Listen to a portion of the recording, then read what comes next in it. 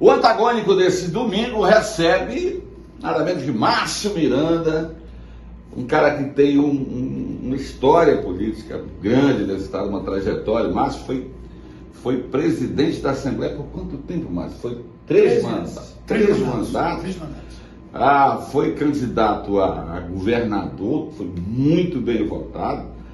E agora se lança a candidato a deputado federal pelo PTB, né, Márcio? Correto.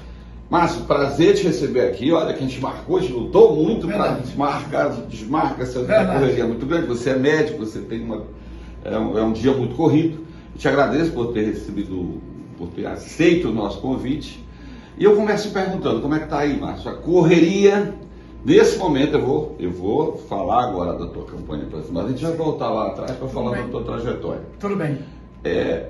Você agora está candidato a deputado federal. Como é que você está vendo esse cenário? Olha, o cenário é o seguinte, mudou muito. O aspecto político de candidatura. Eu já disputei muitas eleições de deputado e disputei o governo. Nas eleições de deputado, tem uma mudança muito significativa. Com a retirada da coligação, fez com que os partidos tivessem que garimpar candidatos para preencher as chapas. Antigamente, o meu partido tinha 5, 7 candidatos, conversava e dialogava com o teu e via qual é o melhor perfil para se coligar. E ali, 8 de um, 10 do outro, enfim. Hoje não.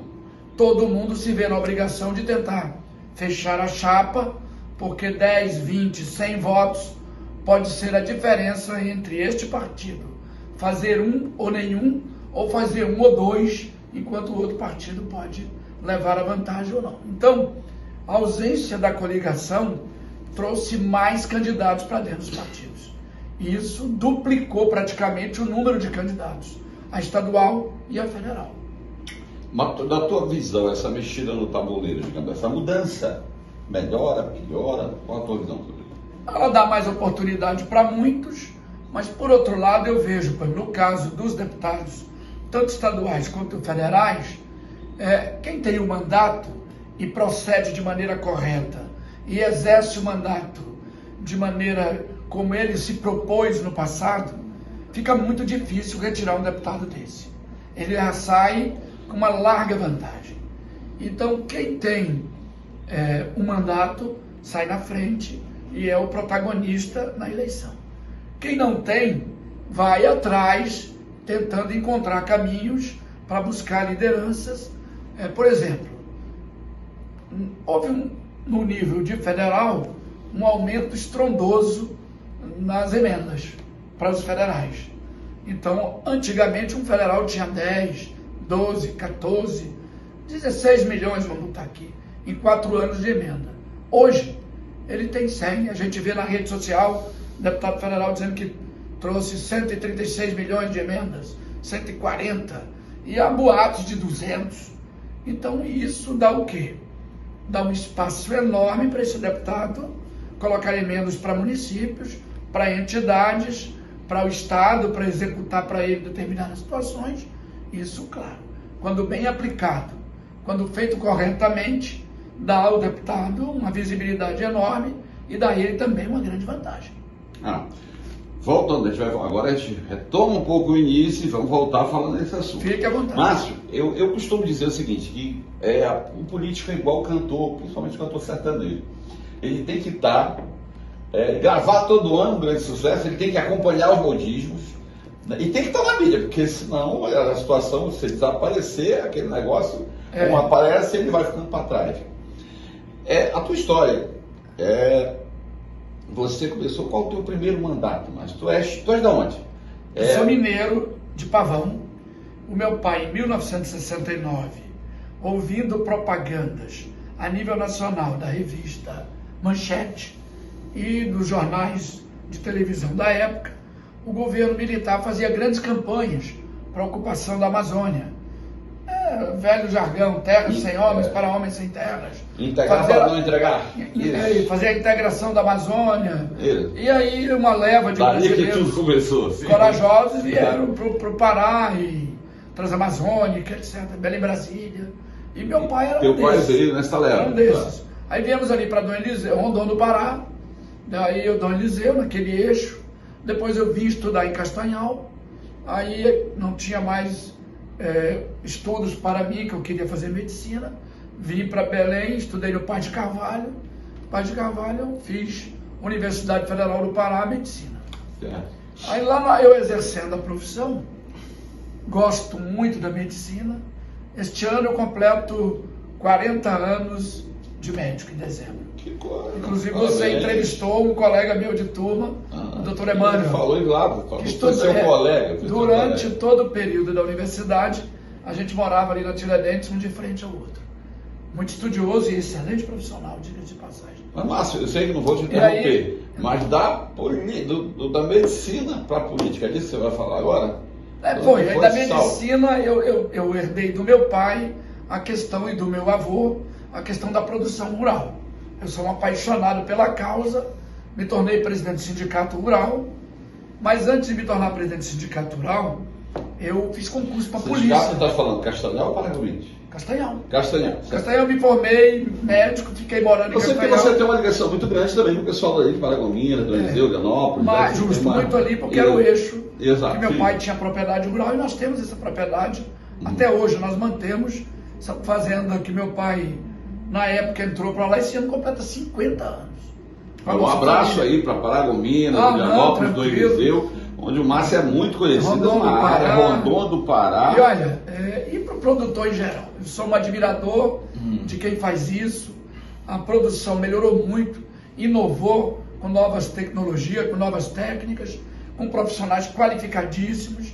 Há um nível de compreensão enorme do produtor hoje, de produzir preservando, de preservar produzindo, e eu me adequo a esse meio.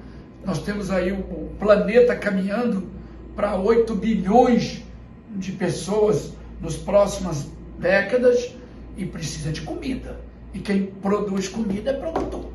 Então, assim, se você é médico, sempre transitando nesse meio rural, nesse meio de produção, foi daí que veio a centelha da política? Antes um pouco eu fiz o concurso para a polícia. Ainda tem, que ano foi isso, mais? Foi 90, mais ou menos, 90 e alguma coisa. E foi um fato interessante. Quando eu me formei... Então já médico, primeiro a polícia militar. Médico, já bem, médico, ganhando razoavelmente bem, bons salários. E o cara sai de uma faculdade. E nos primeiros anos, 5, 6 anos ganhando bem. Foi só no interior. Não foi, Márcio? Do médico para a polícia militar, o que foi isso? Foi, vou lhe explicar. E aí, alguns amigos nossos, nós nos formamos. E alguns foram para o interior, outro foi para outro. E a minha vocação sempre foi essa, morar médico do interior. E depois eu te conto qual é a sina do médico do interior. Médico do interior, eu um dia encontro um amigo meu que tinha se formado também e que estava muito bem na cidade que ele morava, no interior do Maranhão. E ele sofreu um acidente. E ele ganhava bem, produzia muito. Então os profissionais liberais do interior, eles trabalham por produção, exceto aqueles que trabalham para a prefeitura, para o Estado, mas quem trabalha na iniciativa privada produz, ganhou, não tem vínculo empregatício. Ele é um autônomo, é um profissional liberal. E um dia chegou no hospital um desses meus amigos, empurrado numa cadeira de rodas, e passou lá para me visitar. E me contou o drama dele. Estava muito bem profissionalmente. Isso do Hospital Castanhal. Isso. Ganhando, ele morava no outro interior. Ganhava bem, sofreu um acidente, teve um trauma na coluna e ficou paraplégico. E isso impediu de trabalhar. E ele começou a viver com o salário da Previdência, que no caso ele, um salário mínimo. Aí aquilo me chocou, disse, meu Deus do céu. É algo que a gente pouco pensa, o brasileiro pouco pensa sobre o futuro. E aquilo mexeu comigo, disse, eu vou buscar algo que eu possa ter uma carreira paralela e que possa ser uma garantia para mim. E eu também já tinha muita relação com muitos militares, eu atendi muitos militares, e sempre me chamou a atenção. E aí, casou médico, militar, abriu um concurso. Eu disse, eu vou fazer. E aí eu fiz. Cara, foi angustiante. Porque a prova escrita foi tranquila, A prova para a nossa região era uma vaga, para o Nordeste. A prova escrita tranquila, a prova prática... Era para oficial já, não é isso? Era para aspirante a tenente. Aí a prova prática, excelente.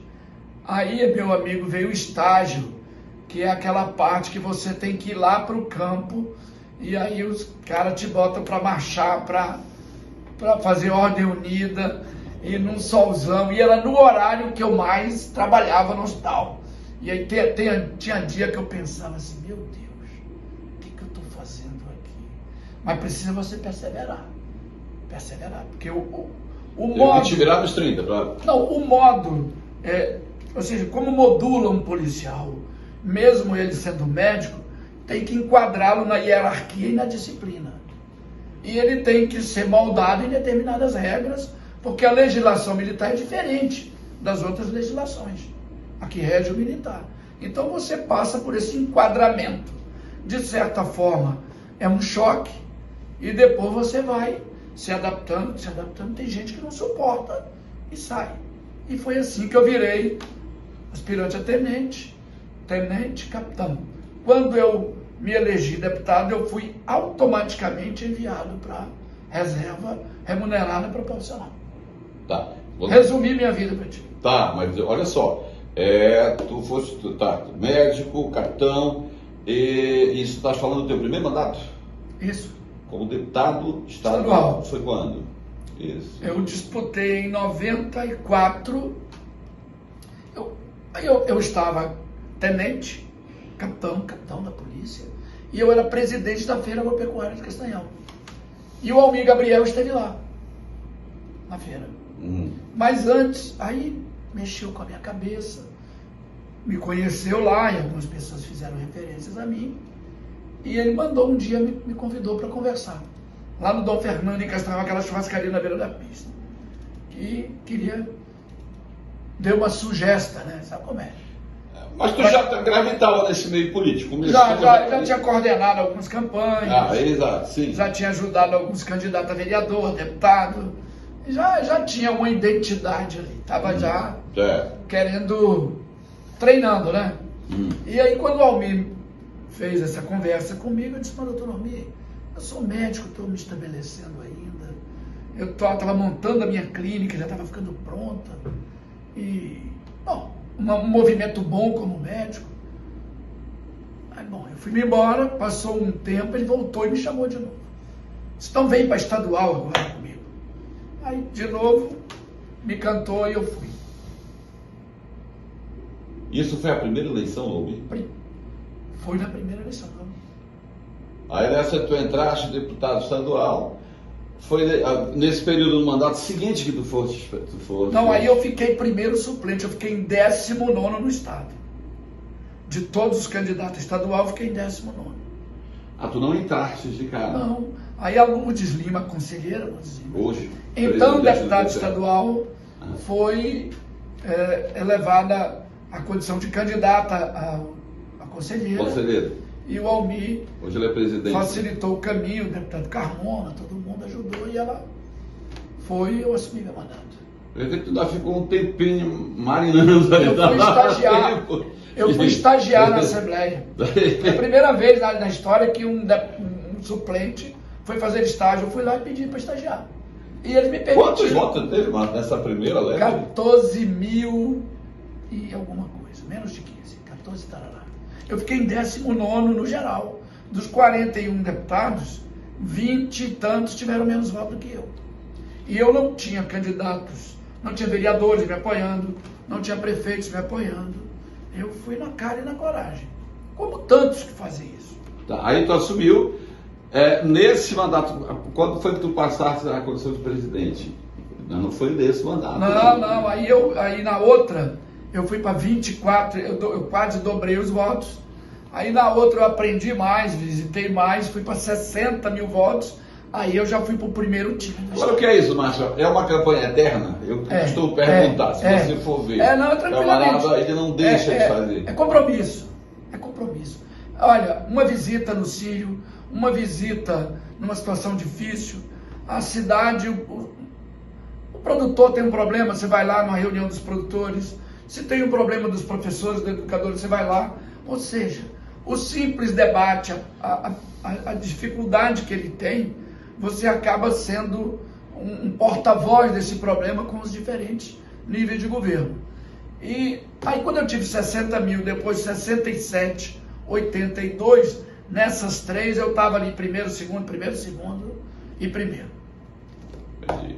A gente retorna daqui a pouco para o segundo bloco dessa entrevista com o hoje candidato a deputado federal, Márcio Miranda.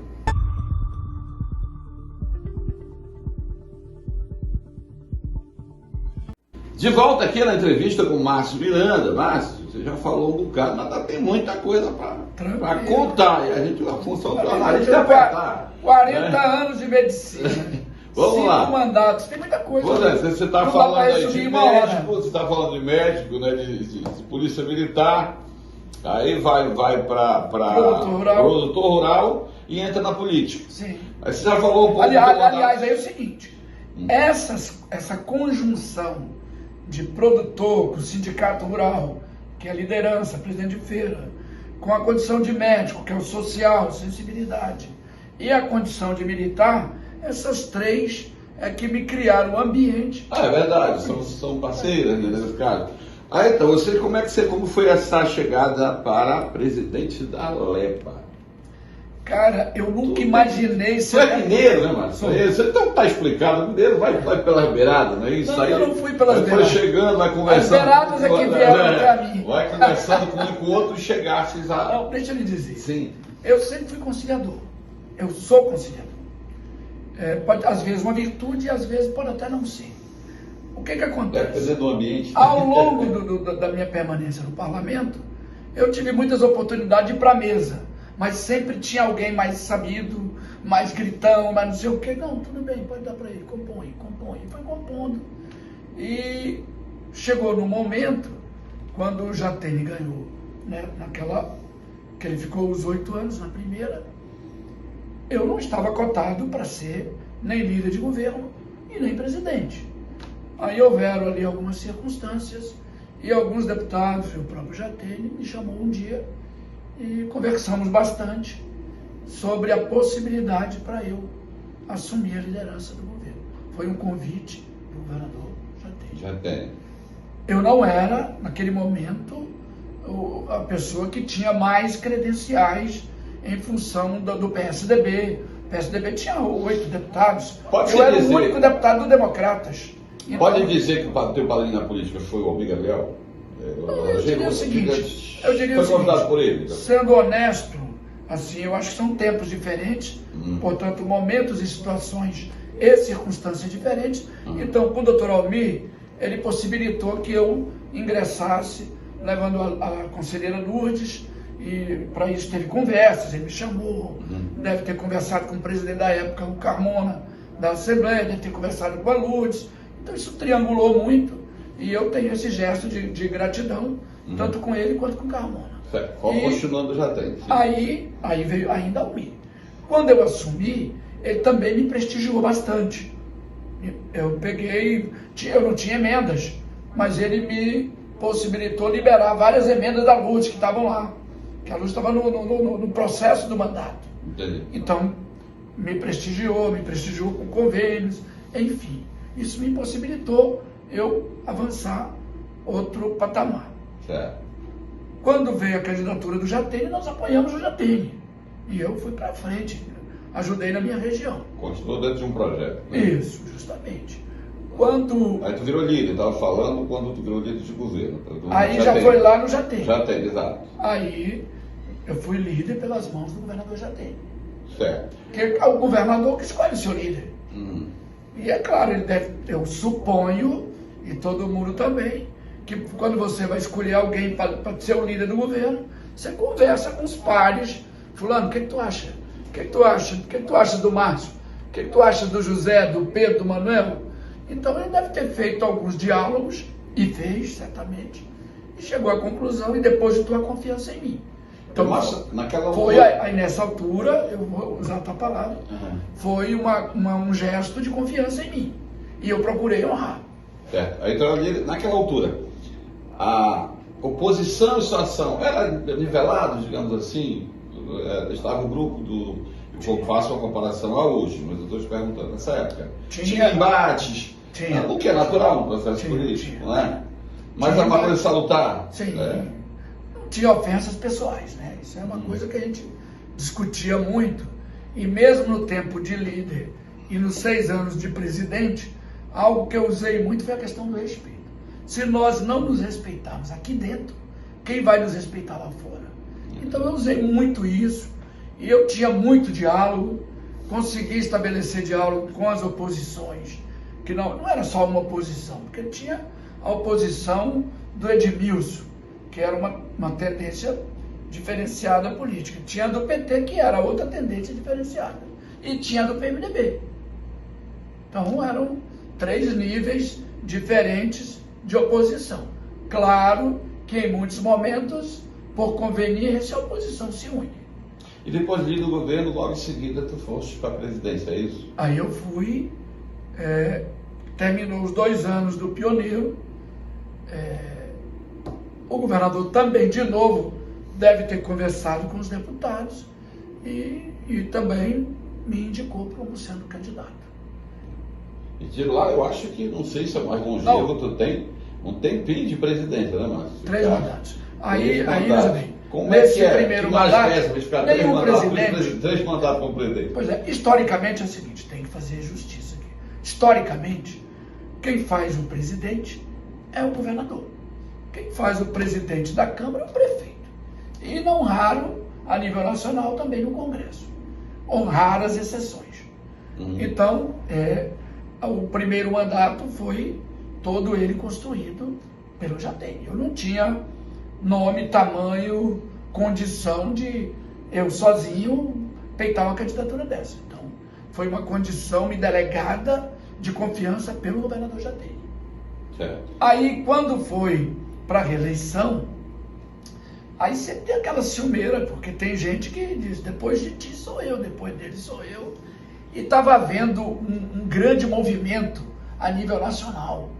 Esse movimento que entrou em muitas assembleias, entrou em prefeituras, o povo ali em 2015.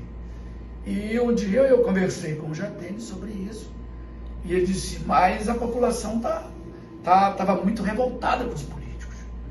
Mas eu fiz grandes mudanças lá dentro, com a ajuda dos deputados. Nós acabamos o 14º salário, 15º, que o deputado recebia. Isso foi no teu mandato? Proposição nossa. Extinguimos o Instituto de Aposentadoria, que era o de Previdência, que possibilitava que um deputado com 8 anos de recolhimento pudesse receber proporcionalmente. Nós mostramos para os deputados que aquilo estava ficando inviável e que estava levando para uma condição ruim o parlamento. Eles votaram e toparam, nós extinguimos.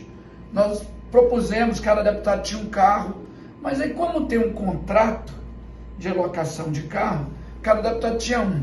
Mas aí bota para o presidente mais um, e bota para não sei quem um, e para o diretor um, e para não sei quem um.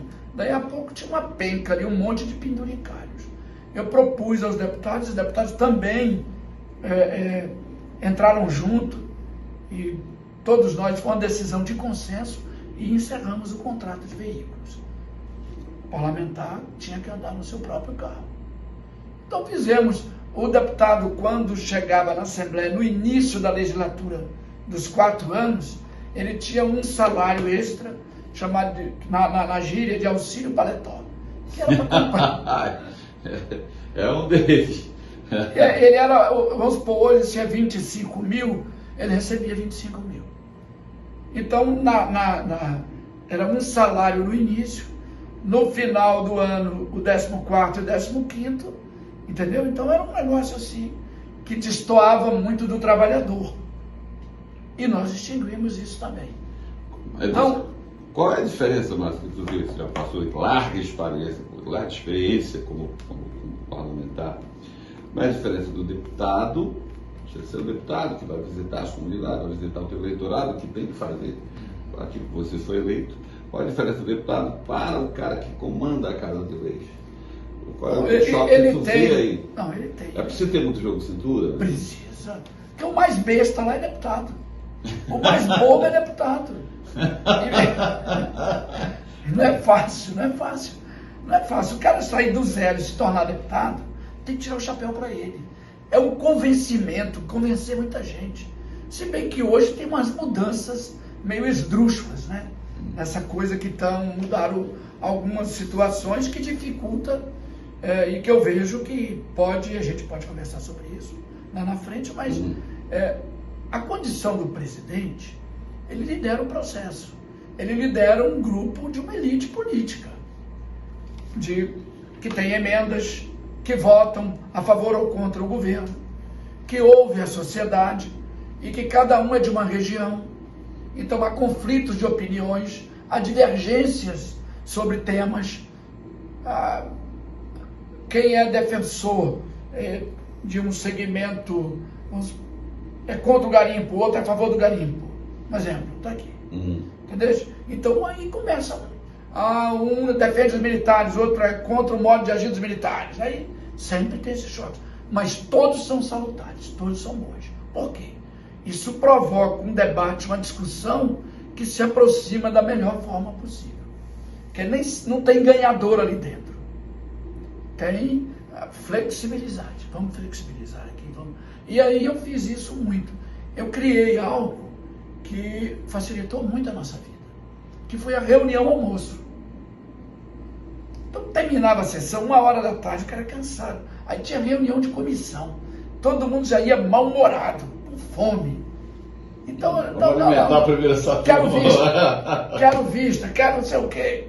E aí ficava aquela coisa, aquele clima. Eu instituí a reunião almoço. Então qualquer deputado da situação ou da oposição que tivesse algum problema em alguma área do governo, eu conversava com o governo, com o governador, e conversava com o secretário ia lá, antes de ser convocado, antes de gerar grandes polêmicas. E aí na reunião almoço, os deputados, cada um da sua região, e lotava, porque vai o secretário de Segurança, vai o secretário de Saúde, vai o secretário do Meio Ambiente. Então cada um tem os temas que vêm da sua região, de cobranças, de solicitação, de debate, e ele trazia para a mesa, e a turma almoçando, e o próprio secretário às vezes defendendo, dialogando, disse, não, eu vou ver, eu vou olhar isso. Projetos de leis, nós mudamos muitos projetos com a anuência do governo, do próprio secretário, e às vezes, cara, é muita vaidade do governo, do secretário, de um determinado projeto que ele fez num gabinete, entendeu? Mas que tem que ter um olhar da sociedade. O parlamentar é isso. E o parlamentar enxergava algo que ele dizia assim, pô, mas não pode mudar isso aqui, ou esse texto. E muitos desses textos não mudava a essência do projeto. Não trazia complicações, não trazia custos, não mudava a essência. Então, elas empacavam no secretário. Pelo amor de Deus. Então, com isso, o governo nos dava liberdade de fazer essa discussão. Quando não trazia mudanças grandes ou criava despesas, aí o governo cedia e o deputado botava emenda. Com isso, o deputado também ficava satisfeito, porque ele poderia dizer lá na base dele, tal projeto assim, eu participei, eu votei e eu botei uma emenda nele lá, assim. Então ele era parte da solução. Então isso é importante para todos os parlamentares, seja vereadores, deputados estaduais, senadores, federais, enfim. Então é algo que o parlamento permite isso. Então qualquer presidente tem que fazer isso, é um exercício diário. Se for lá no parlamento hoje, você vai assistir a mesma coisa, porque são pessoas que elas estão ali na base, mas o deputado ele conversa com os produtores, com os presidentes do sindicato, com os presidentes do sindicato dos trabalhadores, dos patrões, conversa com os vereadores, conversa com os prefeitos. Então ele traz resumos do anseio local. Raramente esses entes trazem um problema pessoal para esse tipo de debate. Com certeza. Para a gente encerrar esse segundo bloco aqui, mas ainda falando sobre esse assunto, daqui a pouco a gente vai falar em governo, É óbvio que o apoio do governador, dependendo do estado em que ele esteja politicamente também, é importante para o presidente da Alep. Mas para ti, Márcio, o ponto mais importante de colocar assim, pô, como é que eu consegui atravessar 3 mandatos como presidente, administrando vaidades, administrando, olha, tem alguém aqui que quer me tirar daqui, tem alguém que quer o meu lugar. Basicamente, se tu fosse sucinto, tu ia dizer, Evandro, olha, o que seria, meu Deus, olha, conseguir 3 mandatos? Sabes que não é fácil, não é isso? Respeitar, diálogo e ser solidário.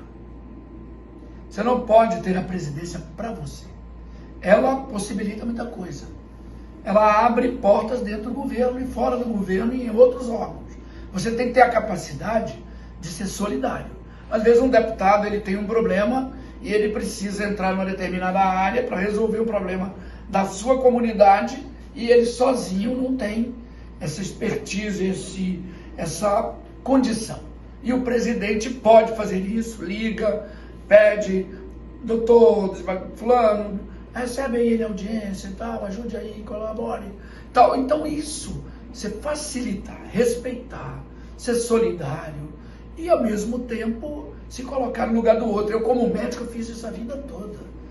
Todo o tempo eu me coloco no lugar do paciente, no lugar do familiar. Se for idosa eu penso, pô, pode ser minha mãe. Se for uma criancinha, pode ser meu neto. Então por aí vai. A gente retorna daqui a pouco para o terceiro bloco dessa entrevista com Márcio Miranda.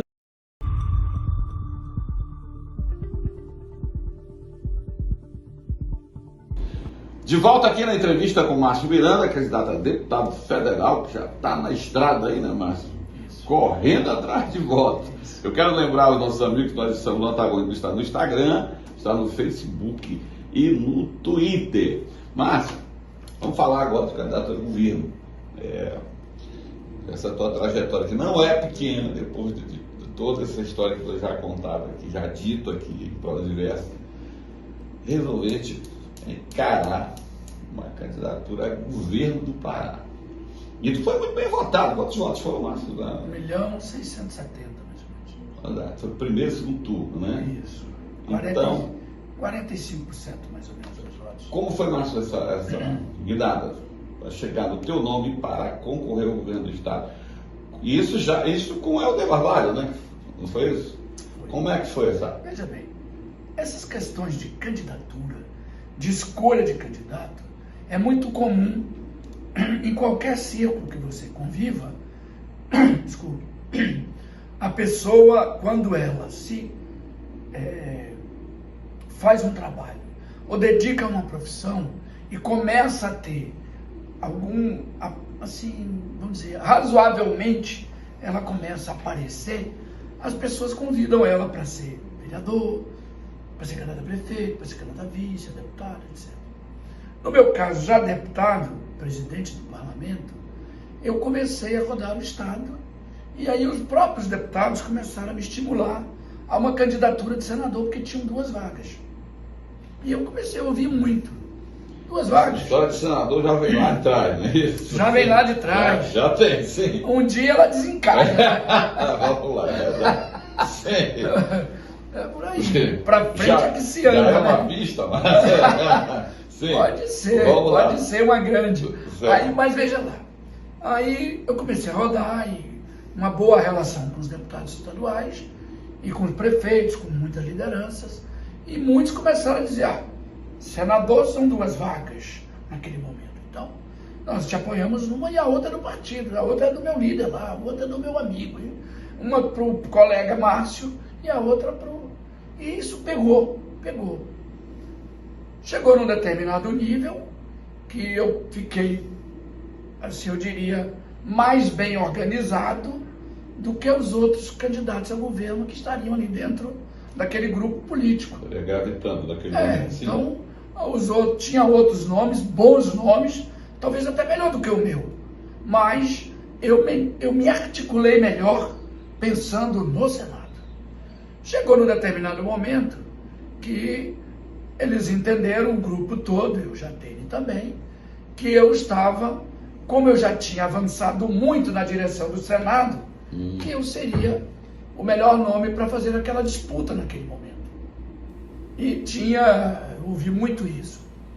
O PSDB vinha de 5 mandatos, tinha um desgaste que é natural de muitos mandatos, e que era o ideal alguém que pudesse ser até de um partido coligado. Mas pensando numa alternância, né? Uma alternância de poder, mas dentro do mesmo grupo.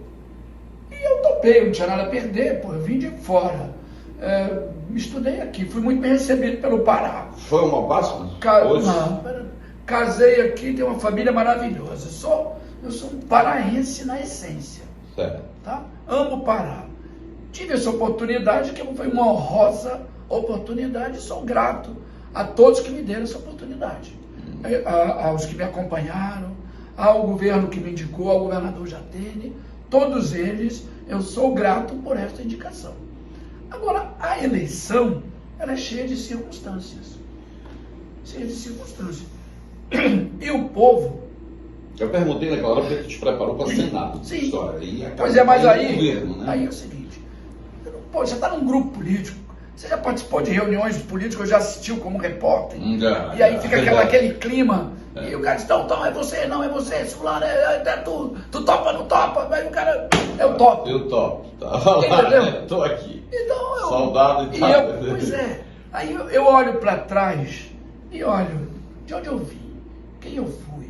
A vida e Deus me proporcionaram tanta coisa maravilhosa, que eu disse, olha, rapaz, só o caso de fazer a disputa já era uma honraria grande para mim. Chegar ao segundo turno foi outra grande honra. Ter 45%, quase metade da população ouviu, escutou, analisou e me escolheu, também foi uma grande honra. Então, amigo, eu não me arrependo de nada. Na vida a gente não pode, a gente tem que tirar lições. Você chegou muito perto, você, como nós já dito aqui, você foi muito bem votado, mais de 1 milhão de votos. O que faltou, na tua opinião? Eu acho que nós tivemos... Falando da conjuntura. Da conjuntura, pois é, a conjuntura era o seguinte, era um governo que teve grandes realizações, não se pode negar, que foi um governo que fez obras no estado todo, mas tinha os seus desgastes. Naquele momento, na área de segurança, que era um problema nacional, e aqui também estava recrudescendo, tinha alguns desgastes em determinadas áreas, e eu acho que isso me dificultou um pouco.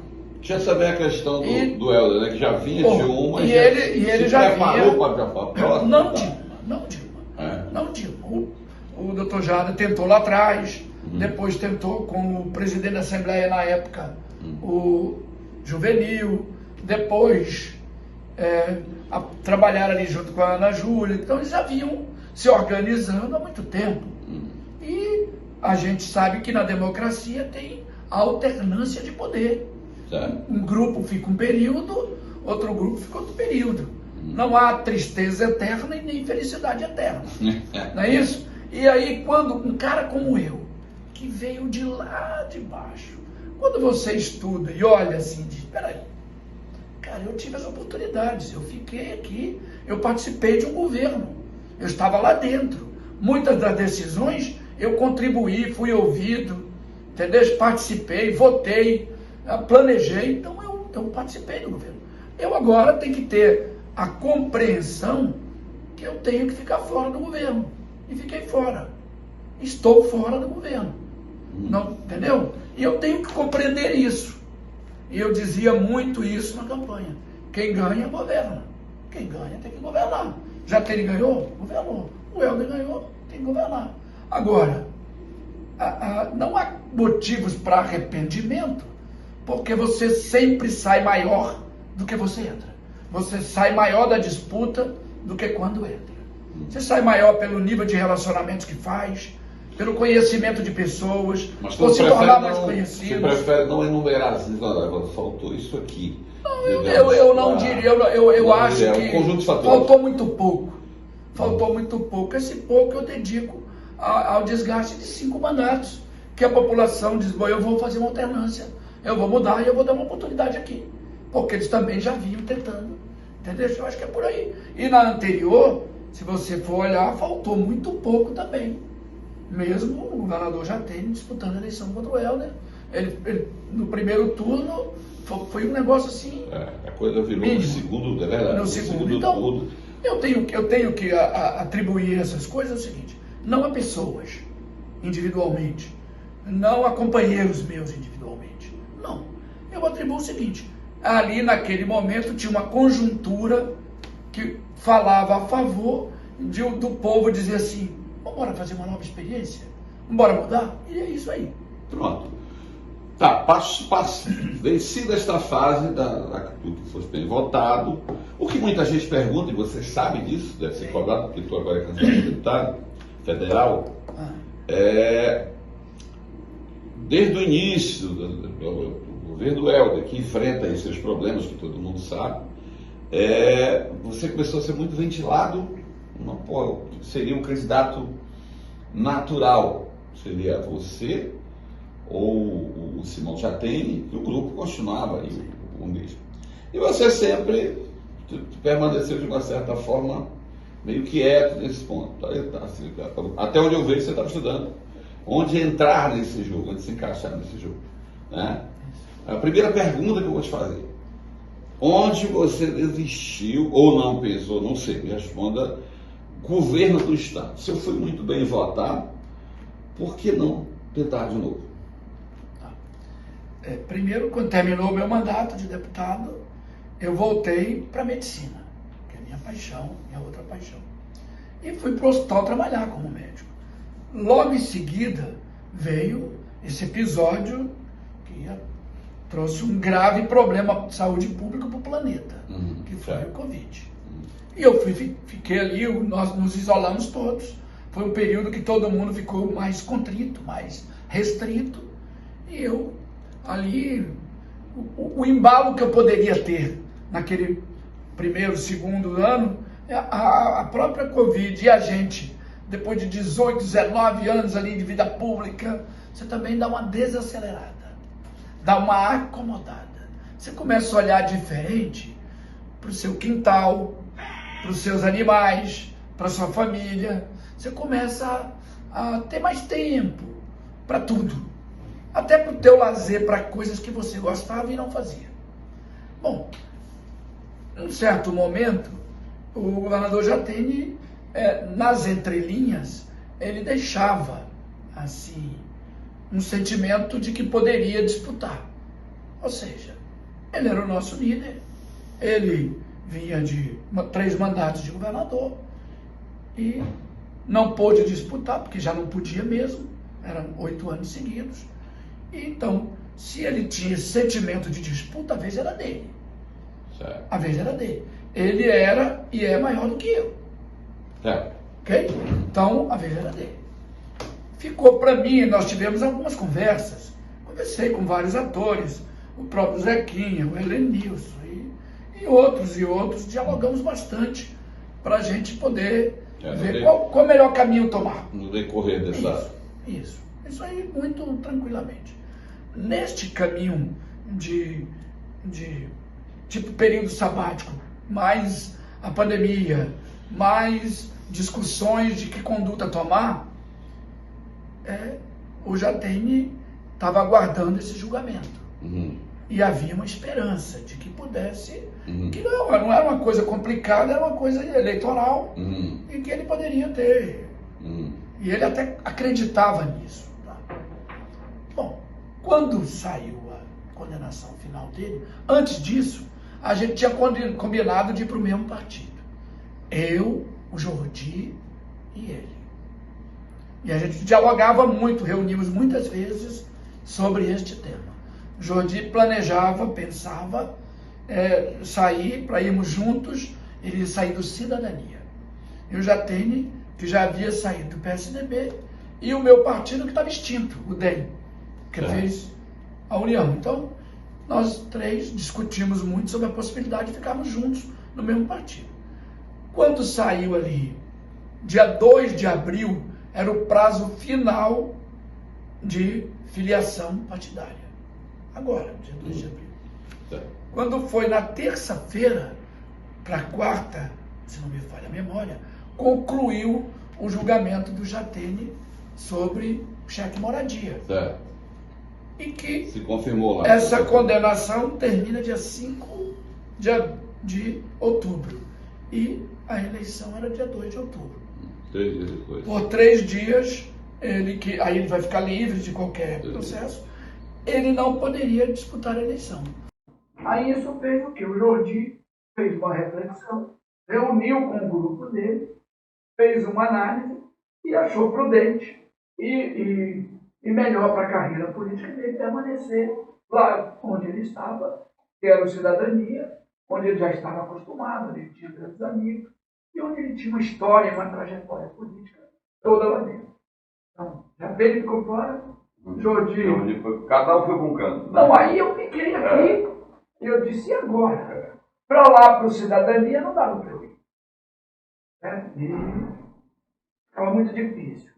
E aí nós pensamos, eu ir sozinho para um partido sem os dois também ficava muito complicado. Foi aí que eu procurei, nessas 48 horas, quinta e sexta, porque o prazo era de sexta para sábado, para procurar um partido. Aí eu fiz as minhas reflexões, como todos na vida fazem sempre. Olha, eu ia sair candidato ao Senado, passou pela minha vida. Tá. Mas eu ia candidato ao Senado sozinho. Sem um candidato ao governador. Sem uma condição partidária com tempo de televisão. Enfrentando toda uma máquina que está aí colocada, porque você sabe que numa reeleição é muito difícil, seja de prefeito, seja de governador, seja de presidente, elas trazem o poder. Só para contextualizar, governador já não dá para ficar de grupo, né? Sim, sim. Isso, automaticamente. Sim, porque eu também, de lá de trás, exato. De lá de trás, Eu eu sempre disse, de lá de trás, o candidato eu já tenho. De lá de trás, o candidato eu já tenho. Aí as circunstâncias levaram aí. Né? E ele também topava, só que ele teve esse problema jurídico. Aí depois do governo, você começou a pensar, Senado, você estava estudando, né? Tentou ver... sozinho, eu fiz muitas reflexões. E aí eu analisei também o seguinte, uma vaga só. Uma vaga só. Eu tinha disputado a eleição de governador. Aí a gente tinha 2 exemplos. Paulo Rocha disputou o Senado, ganhou e veio para o governo no meio do mandato. Zequinha disputou o Senado e veio, está vindo aqui agora, disputar o governo no meio do mandato. Eu olhei muito sobre isso, porque também eu iria enfrentar uma grande máquina. E a pergunta era, vem cá, vocês vão deixar o Márcio nessa eleição? Porque se ele ganha, ele pode vir para o governo na próxima. Entendeu?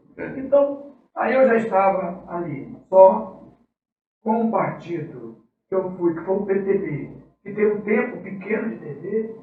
Eu pensei, cheguei a ser estimulado, o partido me deu a vaga. Tem que ser correto. Me deu a vaga também para o Senado. Sim. Me dava vaga. Me ajudava, contribuía. Só que a gente ia ficar numa variante muito pequena. E aqui, de um lado, o governo tem 3 candidatos, e do lado de lá, outra candidatura do governo com um candidato. E eu ia ter que circular no meio disso. E não há na história política do Pará alguém que tenha ganhado o Senado saindo sozinho. Ele está ancorado no projeto político. Aí o que eu fiz? Eu fiz o que você já fez algumas vezes, o que as pessoas que estão nos ouvindo, principalmente os mais experientes, na família, no trabalho, na relação com o vizinho, na empresa, tantas e tantas vezes a gente acha que dá para ir, até quer ir, ou quer fazer aquela atitude, fazer aquele ato, mas você diz, não, eu vou dar um passo atrás, e reflete. E aí eu vi que a condição do nosso partido tem uma condição muito boa de fazer 2 deputados, de conquistar 2 vagas, e aí eu disponho de 2, eu tenho chance de estar no meio de 2, né? Pelo menos. E aí eu tentar, com um mandato de federal, se Deus quiser e o povo do Pará me der essa oportunidade, aí eu vou rodar o Estado. Por outro lado, o mandato de federal ficou muito fortalecido. Um deputado federal tinha 10, 12, 14 milhões de emenda. 86, 150, 120, cento e tanto. Então melhorou muito a condição do federal. E, com isso, eu vou poder, se eu eleito, eu vou poder rodar no Estado, fazer, reativar os meus relacionamentos, fazer uma construção de um novo momento, e lá na frente serão 2 vagas para o Senado, outra eleição totalmente diferente para o governo, nós teremos um outro cenário. Certeza. E eu sem mandato, no outro cenário, eu vou ficar onde? Lá na roça. Então, como eu saí da roça, mas a roça não saiu de mim, então eu fiz essa reflexão. Edmar, para fechar aqui esse nosso terceiro bloco, eu te pergunto o seguinte: estamos falando, ao que parece, vai ser uma das eleições mais caras da história do Estado do Pará. Né? Estamos falando de milhões e milhões de civis. Qual a tua leitura sobre essa questão política hoje estadual? Olha, eu vejo desses gastos que você vê, candidatos milionários, eles falam em cifras inimagináveis. É horrível, horrível. Isso para a democracia é péssimo. Se continuar nesse boato que a gente escuta, se essa boataria se tornar uma realidade permanente para essa e para as próximas, quer dizer que vão alijar pobre de eleição. Só vai ganhar quem tiver muito dinheiro. Ou possibilita para alguma personalidade muito conhecida. Mas está ficando um caminho afunilado. Eu acho que isso tem que ser analisado, revisto, e a sociedade, cabe à sociedade cumprir esse papel também. Se alguém está indo nesta boataria de derrame financeiro, quer dizer que está tendo algo totalmente diferente, que transcende a emenda, que transcende o projeto de lei, que transcende o exercício parlamentar. Então, a sociedade tem que ficar de olho. Se ela souber que na sua cidade, na sua região está ocorrendo isso, alguém está ultrapassando o sinal vermelho. E quer dizer que alguém, para fazer isso, se alguém vende, alguém compra. Se alguém compra, alguém vende. Então a sociedade tem que ficar de olho. Com certeza. A gente retorna daqui a pouco para o último bloco dessa entrevista com o Márcio Miranda.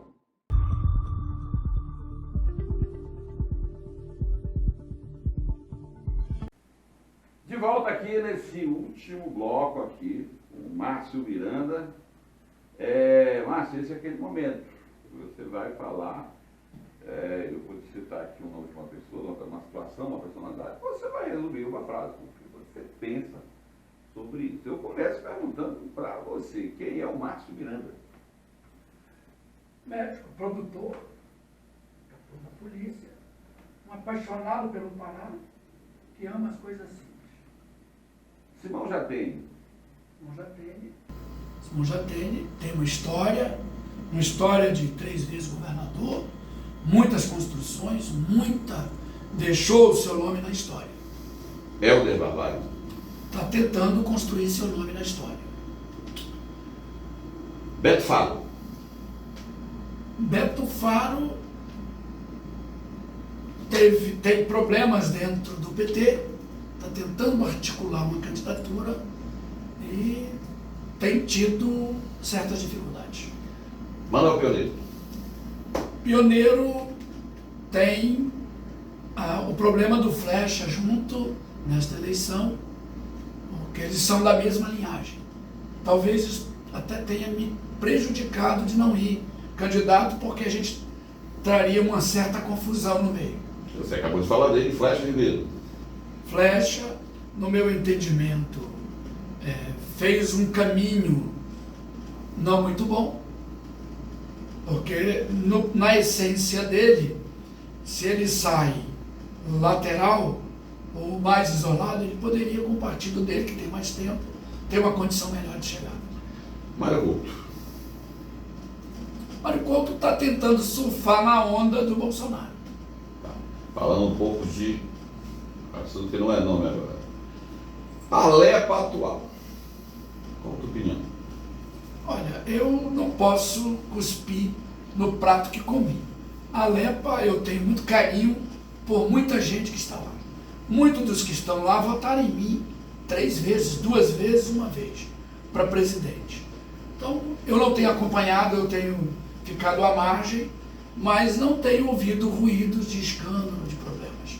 Eu acho que está fazendo um trabalho que compete ao parlamento, aprovar leis. Falando um pouco mais nacional agora, certo? Polarizado. Luiz Inácio Lula da Silva.